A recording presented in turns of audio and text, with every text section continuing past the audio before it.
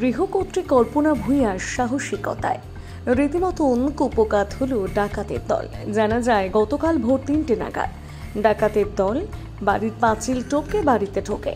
এরপর দুষ্কৃতীরা শাবল দিয়ে দরজায় লক ভেঙে ঘরের ভেতর প্রবেশ করে। বাড়ির ভেতরে সমস্ত ঘরের দরজা বাইরে থেকে বন্ধ করে দিয়ে বাবু ভূঁইয়ার স্ত্রী কল্পনা ভূঁইয়াকে মুখে গামছা দিয়ে চেপে ধরে।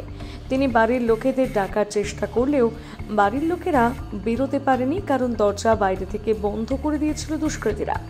বাবু ভূঁইয়ার স্ত্রী কল্পনা ভূঁইয়ার উপস্থিত বুদ্ধির জেরে ডাকাতি করতে পারেনি দুষ্কৃতীরা। প্রথমে দুষ্কৃতীদের হাতে কামড় বসিয়ে দেয় কল্পনা ভূঁইয়া, পরবর্তীতে দুষ্কৃতীদের যৌনাঙ্গে লাথি মারে। এরপরই দুষ্কৃতীরা পালিয়ে যায়। পেশা তো আপনার ব্যবসা।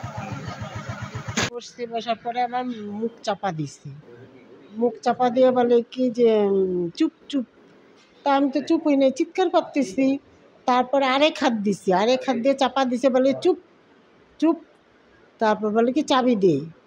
চাবি দেওয়ার পরে তো ও কী করলো, আমি কিছু চিৎকার পারতেছি। তারপরে হচ্ছে একটা বালিশ আনতেছিল, বালিশ যখন আনছে তখন আমি হাতের মধ্যে ধরে কামড় লাগিয়ে দিছি। কামড় লাগিয়ে দেওয়ার পরে বালিশটা মুখে দিবে, তারপরে এক লাথি দিছে, মানে পড়ে গেছে। পড়ে যাওয়ার পরে ও চলে আসছে এইদিকে। হয়তো ওর বাবা উঠলো, ওর বাবার দরজা খুলে দিলাম, বাদ দিয়ে সব ওদের বন্ধ করে রাখছি, ওদেরটা খুলে দিলাম। ওদেরকে বলি যে বাইরে যাও পাবা। ওরা আমাকে বকা দেয় উল্টা, যে তুমি ওষুধ খাওয়াতে তোমার রিয়াকশন হয়ে গেছে, তুমি পাগল হয়ে গেছে। আমি না না না, তোরা বাইরে যা পাবি। পরে তো ওর বাবা এসে দেখে দরজা মানে লক ভাঙা।